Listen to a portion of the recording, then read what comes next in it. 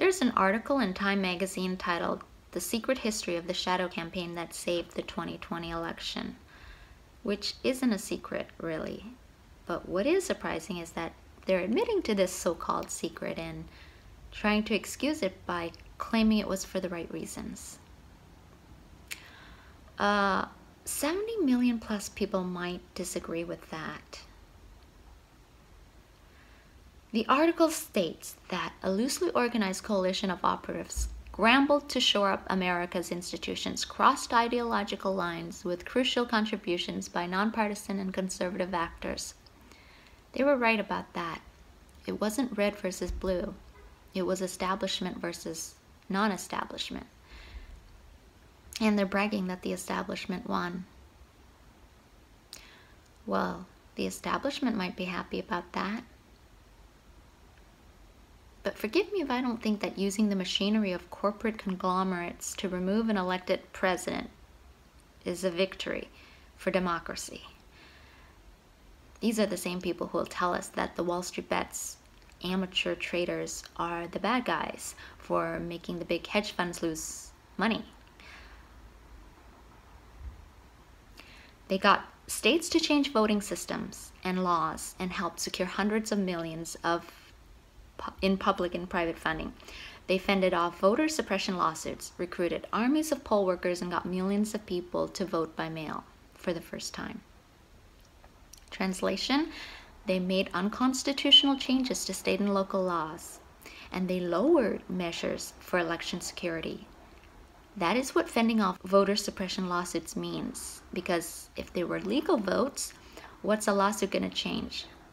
Nothing if it's a legal vote, so they're admitting they promoted illegal votes. That's the surprising part. They're admitting it? Why? Because it's all over now, so what can anyone do about it? They successfully pressured social media companies to take a harder line against disinformation and use data-driven strategies to fight viral smears. Disinformation is information that you dislike. One person's disinformation is another person's truth. And vice versa. That's the current world we live in, where the person who decides what gets to be deemed truthful information is not someone who has a science or medical background, but a person with a political bias who controls a media company, who hires equally biased people to run their fact-checking department. The thing about science is, you do get your scientists who disagree or have different perspectives, and that is all part and parcel of the whole scientific method. You have an hypothesis, you challenge it, and sometimes you have to modify that hypothesis and challenge it again, but you never stop allowing challenges to the idea, because the more that you challenge an idea and it keeps withstanding the challenge, the more you can have confidence in that idea, right? That is the whole goal of science, to keep increasing your confidence, because you can never be sure of anything. You can only just have more and more confidence. That's what science is about. Eventually you can get to a comfortable level of confidence, but that doesn't mean you ever refuse a challenge or an idea. Testing is welcomed in science, believe it or not. The more tests, the better. There's never a situation where the research gets weaker from increased testing. An idea can only be true if it can stand up to scrutiny. So the way to battle bad ideas is by using good ideas, not censorship.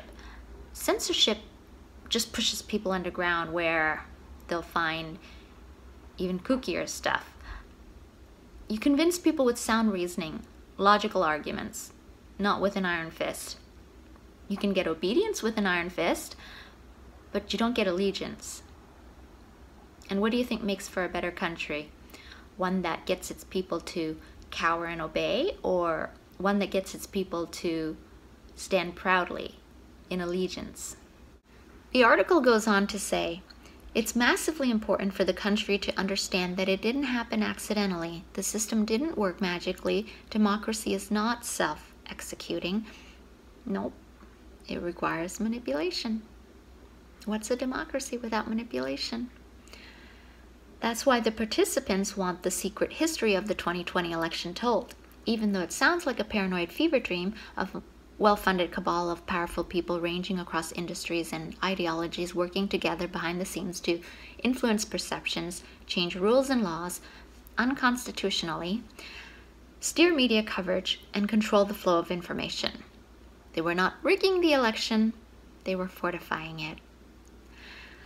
I can't help but think whoever wrote this realized as they were listing all of these tactics that this is exactly what it means to rig an election, that they had to explicitly clarify this isn't rigging, this is fortifying.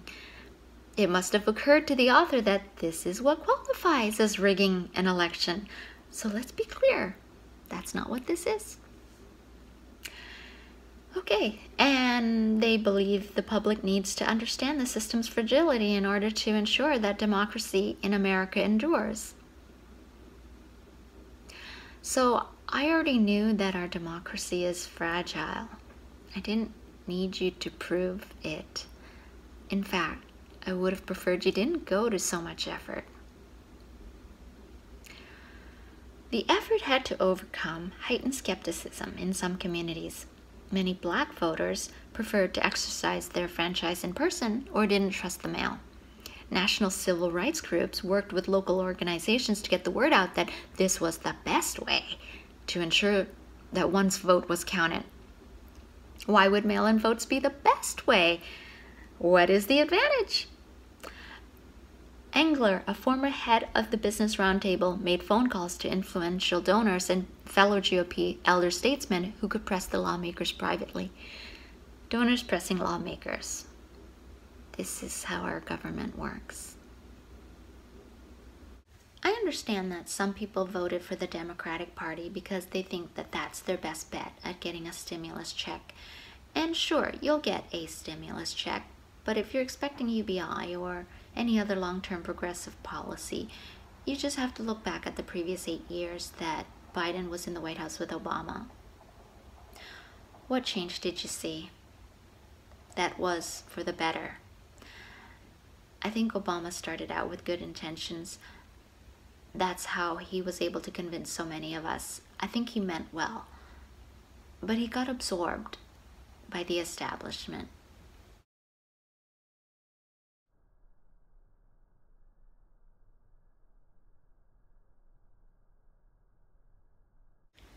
President Obama got us into more wars and conflicts. He bailed out Wall Street. He let China militarize the South China Sea. I don't assume any decision a president has to make is easy, but I do believe Obama was absorbed by the establishment in the end. And you look at who Biden's appointing, all the same folks from Obama's administration, a lot of whom were inherited from Clinton's administration.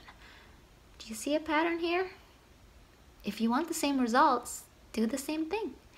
If you want the status quo, keep installing all the same people. Nobody who's part of the establishment wants change. 那么我们为什么搞不定特朗普政府啊？为什么以前1992年到2016年之间，中美之间各种问题都能搞得定？是不是？大家发现没有？所有的危机，不管是银河号事件，还是炸大使馆，还是撞了飞机，所有事情全部是床头吵架床尾和，2个月之内搞定。什么原因？啊，这儿我抛出一个可能又要是暴论了，就是因为咱们上边有人，啊，就是我们在美国的权势核心圈啊，我们有我们的老朋友。天下没有美元搞不定的事情，是吧？如果一打美元搞不定，是吧？那我就，晾他。这个，当然这是我的工作方式。好，那么其实呢，就是说啊，说的白了点啊，其实呢，就过去这个30年啊，过去40年，我们在美国的它的这个利用它权势核心圈，是不是？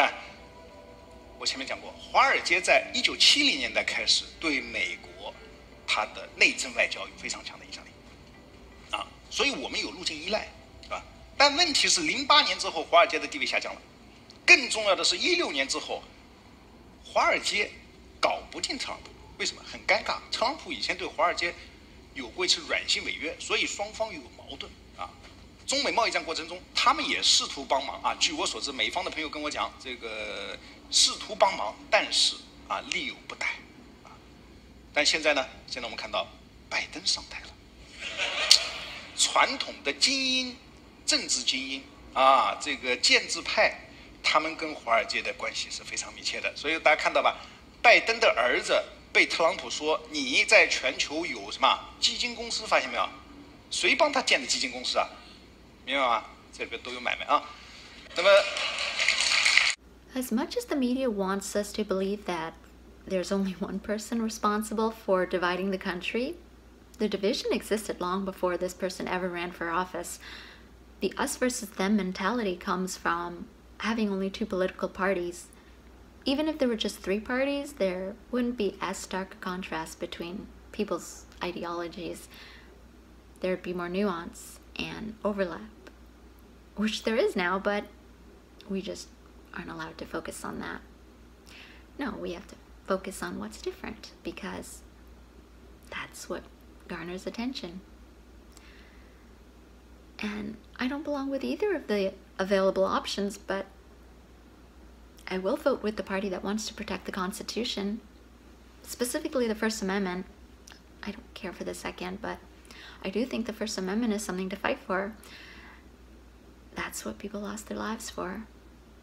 That was the thing that made this country great and different from Russia, China, North Korea, Iran. It's not purely the market system that distinguishes us because Hong Kong has that. It's freedom of speech that makes us different and ultimately better, though maybe not by much. And who knows for how long.